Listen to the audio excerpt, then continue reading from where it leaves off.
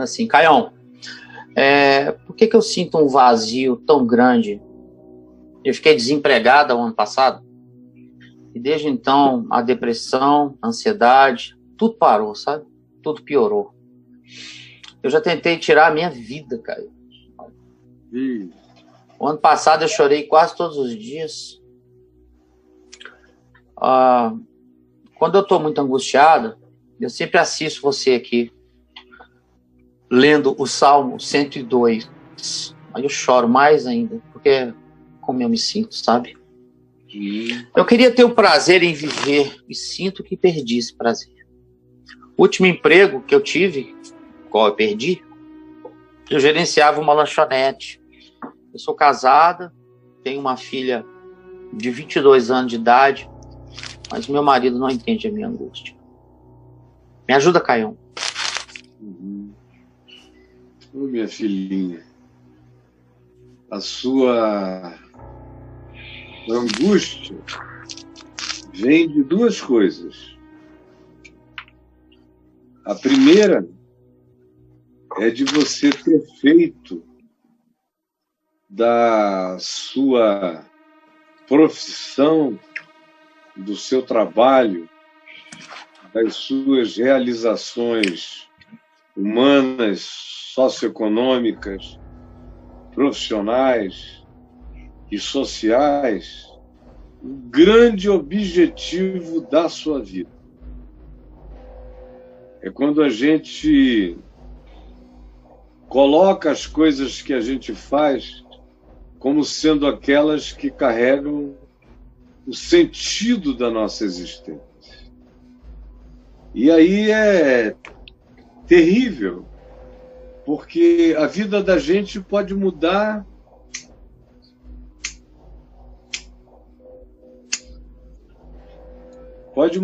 num instante, num abrir e fechar de olhos.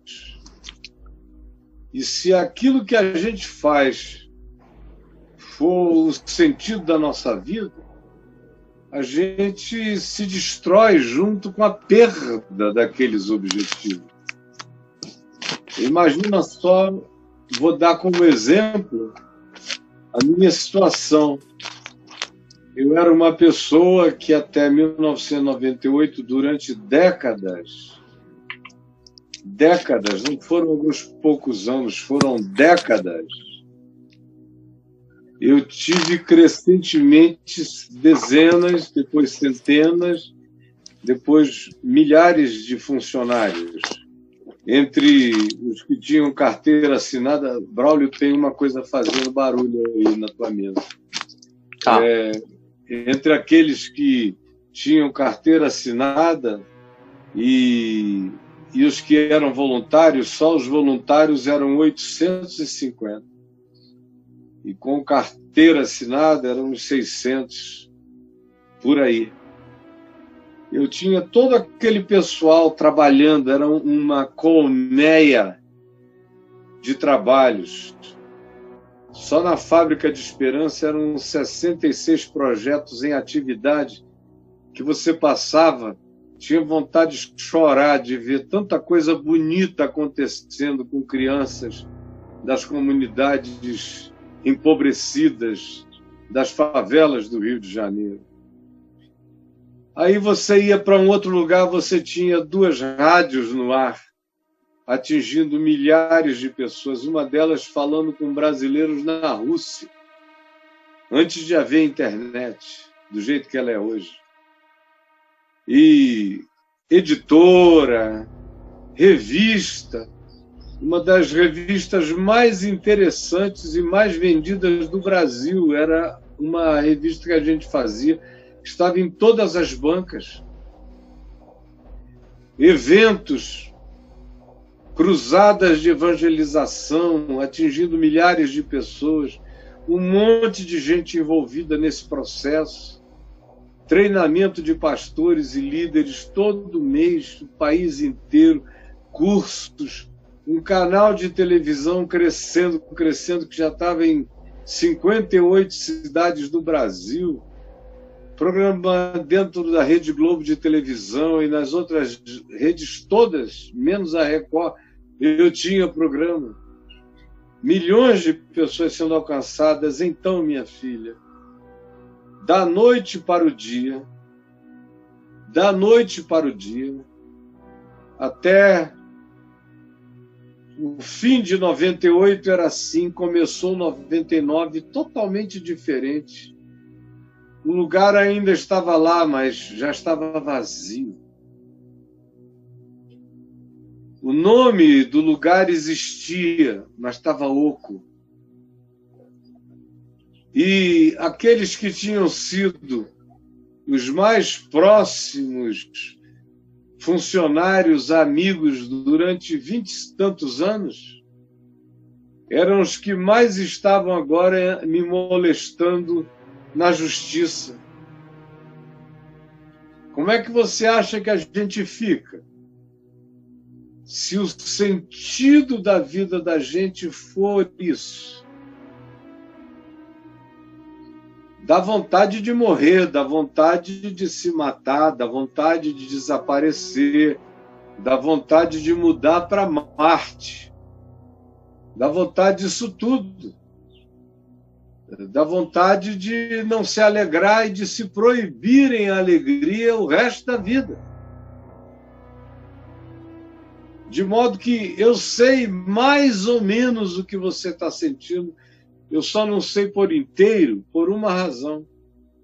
Aquelas coisas maravilhosas nunca foram a razão da minha vida. Nunca foram. Elas eram apenas expressões do potencial da minha existência. Elas eram apenas manifestação das possibilidades das minhas inteligências e das minhas competências. Elas eram apenas a manifestação das oportunidades e das ajudas que eu tive na vida para fazer tanta coisa. Mas elas não eram a razão de ser da minha vida. Porque se fossem, minha querida, eu teria morrido de sofrer, você entendeu? Se elas fossem a razão de ser da minha vida, eu teria morrido. Houve muitos amigos meus que acharam que eu não iria resistir à subteza daquelas perdas. E como elas se fizeram acompanhar de todo tipo de opressão, opressão legal, opressão humana, opressão da mídia, opressão de notícias ruins. O Braulio disse: você quer ter uma má notícia ou uma boa notícia? Eu falei: me dá logo as mais. Eu aprendi a vida inteira que é melhor você começar o dia com uma má notícia do que com a ilusão de uma boa notícia. Boas notícias têm que acabar sendo naturais na vida da gente. A má notícia é aquela que a gente tem que escolher primeiro para enfrentar logo. Mas, graças a Deus, a soma daquilo tudo, sem falar nas dores dos meus filhos, num filho que ficou profundamente doente, nas angústias familiares que decorreram, na perda dos amigos, quase todos os amigos, especialmente os da infância, os mais íntimos, sozinho no mundo, subitamente, sem ninguém a recorrer, numa solidão absoluta. Mas você sabe que a única coisa que eu não tive foi vontade de morrer? Não tive. Eu também estava morando na Flórida, aqui e lá. Eu era capaz de pegar um barquinho que eu tinha lá, era um barco mesmo, pequeno. É fácil ter um barquinho na Flórida, é mais fácil do que ter um carro velho de 10 anos de idade aqui, é muito simples. E eu tinha o meu barquinho, às vezes eu pegava e ia para o meio, longínquo do oceano, aonde você via a terra pequenininha, distante, os prédios, e eu amarrava uma corda no meu braço e me jogava na água e ficava boiando. Era um lugar cheio de muitos tubarões. aquele mar azul profundo, caribenho, e aquela fartura de animais, de peixes. E eu me entregava ali. O máximo que aconteceu comigo foi uma espécie de descanso no acaso. Mas vontade de morrer, não. Por quê? Porque dentro de mim, para onde eu olhava, tinha Deus. Se eu olhasse para os céus, Ele estava lá. Se eu mergulhasse, enfiasse a minha cara na água, no azulão do abismo, lá estava Ele também. Se eu olhava no horizonte do mar, nos confins dos mares, lá estava Ele. Lá Ele viria ao meu encontro para me guiar.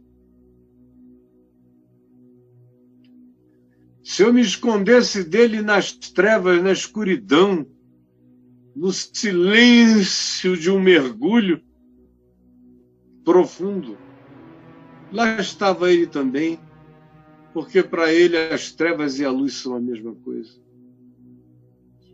Então, o que eu quero te dizer é que, enquanto você tiver como referência de significado da sua vida as coisas que você fazia, as coisas que faziam você sair de casa dizendo: eu sou uma mulher bem-sucedida, e as coisas que faziam você voltar para casa dizendo: eu sou uma mulher vitoriosa, e essas coisas acabaram, porque essas coisas acabam.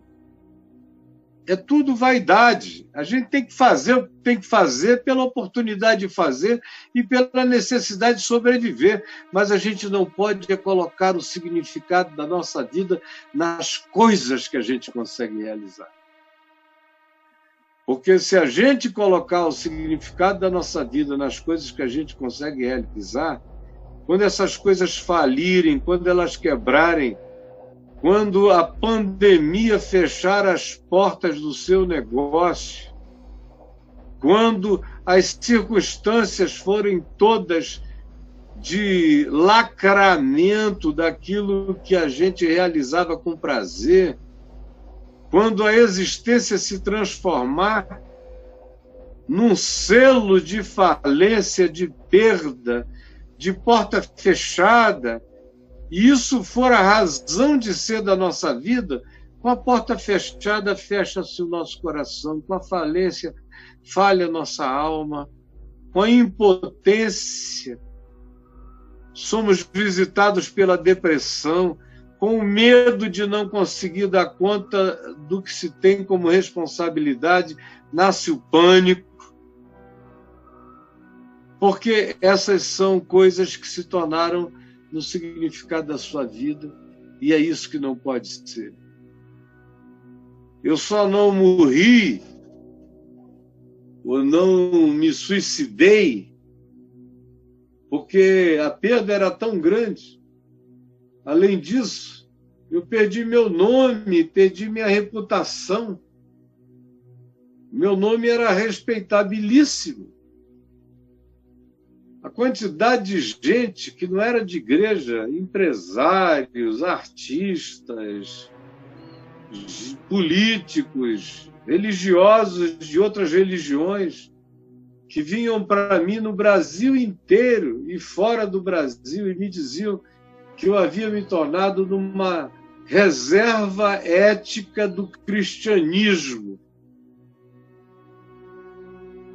E aí, de repente, você se transforma numa vergonha para todos. Parece aqueles salmos que dizem: os meus amigos me olhavam e atravessavam a rua. Você se sente leproso, asqueroso, você se sente nojento. Os olhares eram olhares de repulsa, de todos os lados. As pessoas que mais dependeram de ti tratavam você como se nunca tivessem te visto. Você imagina a dor e a vontade de desaparecimento que isso causa. De modo que muitas pessoas imaginavam que iriam ouvir dizer a qualquer momento que eu tinha me matado, porque as pessoas se matam por 2% disso. E entram em depressão profunda por quase nada. Mas isso nunca foi além do que aquilo era. Era uma perda indizível, mas não era a razão de ser da minha vida. Era uma perda incomunicável, mas o significado da minha vida estava para além daquilo. Era algo enorme, mas eu sabia que ainda era menor do que eu. Eu tinha criado aquilo, portanto, eu era maior do que aquilo que estava se fechando, se perdendo e implodindo. Eu continuava vivo, portanto, tudo podia acontecer outra vez. Não mais aquilo, mas outras coisas podiam ser feitas. Eu era maior, como Jesus disse, eis aqui quem é maior do que o templo de Salomão. Eu aprendi com Jesus que eu era maior do que a Vinde, do que a Fábrica de Esperança, do que a minha televisão, do que as rádios, do que as revistas, do que as cruzadas, do que os congressos, do que a reputação, do que a honra, do que tudo. Aquilo tudo tinha decorrido de mim. E estava terminando por causa da interpretação de morte dos outros a meu respeito. Mas eu continuava vivo. E se eu continuasse vivo, tantos anos quantos fossem os anos que Deus ainda me desse, eles seriam anos de criatividade, de produtividade, do mesmo jeito que os anteriores. Portas novas se abririam.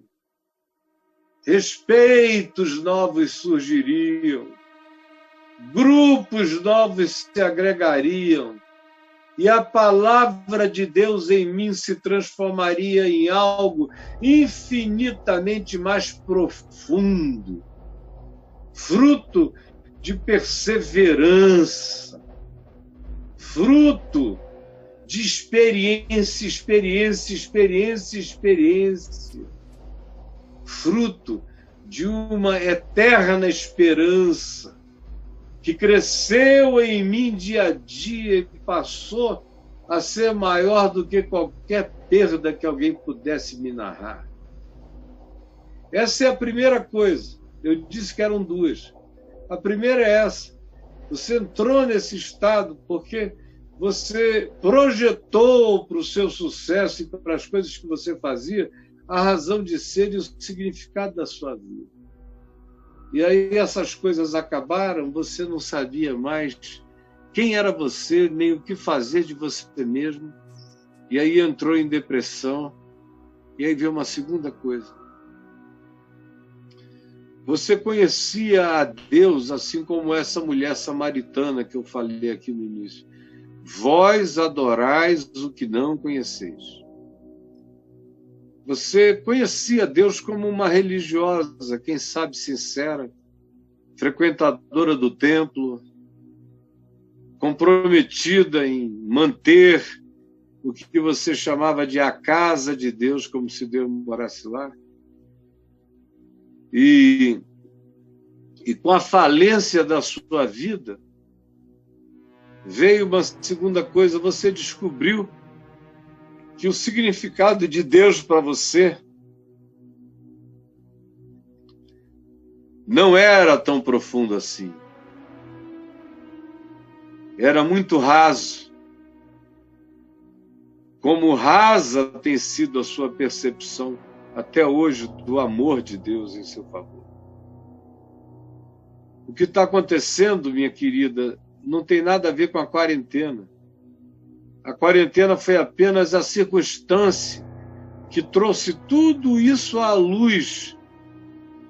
E você pode ficar grata a Deus por ter tido a oportunidade de descobrir e de discernir como as alegrias da sua vida estavam relacionadas a coisas que você fazia e como o Deus da sua vida era glorificado também em função e em razão das coisas que você chamava de meu sucesso. Agora ficou só Deus. E é aí que surge a grande oportunidade da sua existência. De ser de Deus, de se alegrar em Deus, de crer em Deus com empresa sem empresa, com firma sem firma, com negócio sem negócio, e de crer em Deus sem sucesso humano, porque o grande sucesso da vida é crer nele de tal modo que os sucessos humanos não nos abalem jamais. Ou seja, como Jesus disse, podes crer-me. E eu digo a você, mulher, podes crer em Jesus. E o que ele diz, e o que ele ensina, e o que ele propõe é simples. É que ainda que a figueira não floresça, nem haja fruto na vide, e o produto da oliveira minta, e os campos não produzam mantimentos, e a sua empresa venha a falir, todavia, você se alegre no Senhor. No Senhor, no Deus da sua salvação. É só isso que vai te levantar. É essa fé, é esse poder.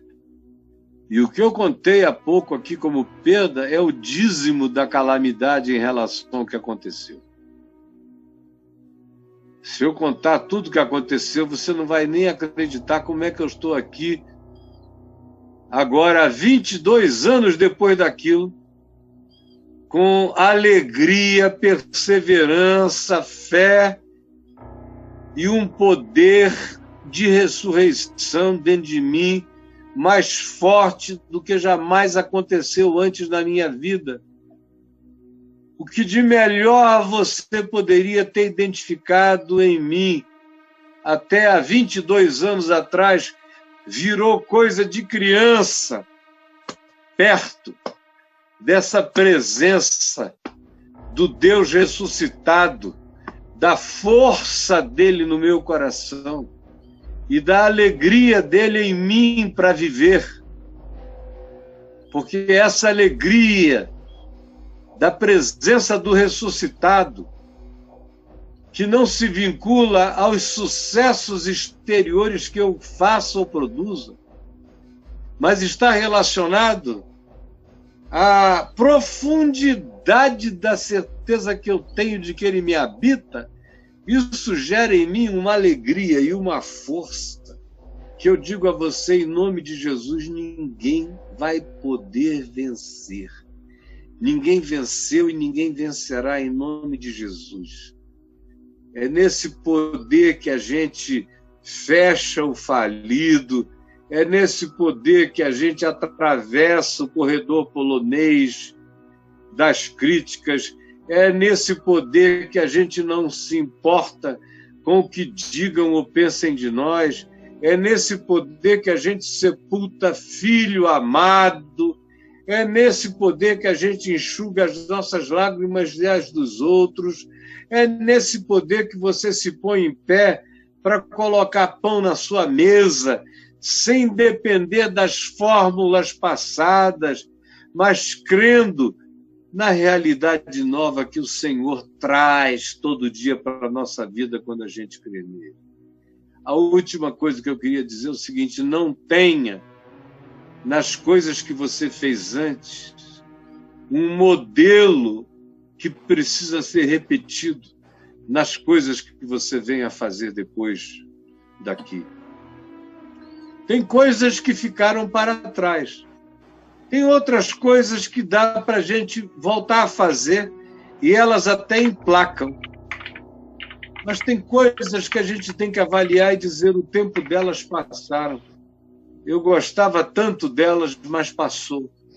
E agora eu vou usar minha experiência, meu aprendizado, minha perseverança, as minhas novas compreensões, quem sabe, para estabelecer um negócio novo, uma ação nova, que vai ser melhor do que a primeira, porque virá carregada com uma inteligência sábia e perseverante, que é o que eu não tinha antes. E, por favor, hoje, começando hoje, não amanhã, comece a tratar o passado como passado. Você está sepultada no passado, bebendo lágrimas de frustrações passadas. Você está vestida com a mortalha das falências passadas. Em nome de Jesus, eu quero estender a mão e tirar de você, arrancar essas mortalhas passadas, tirar desse caixão essas flores de cravo, levantar você desse caixão, dizer para você: menina, levanta-te. Ou simplesmente parar o teu esquife, o teu caixão, lá na cidade de Naim, e dizer: levanta-te. Ou dizer: vem para fora. Mas é hoje, é agora. E você precisa receber essa palavra, como quem pega em algo concreto, assim, pela fé. Levante-se, em nome de Jesus. Tome o seu leito, deixe o passado passar, enxugue as suas lágrimas.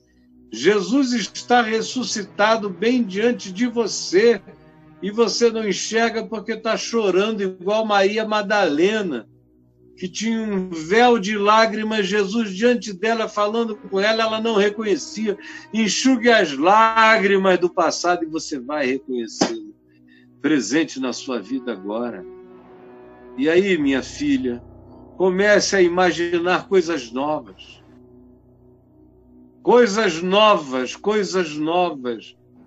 O Senhor vai trazer coisas novas para você fazer.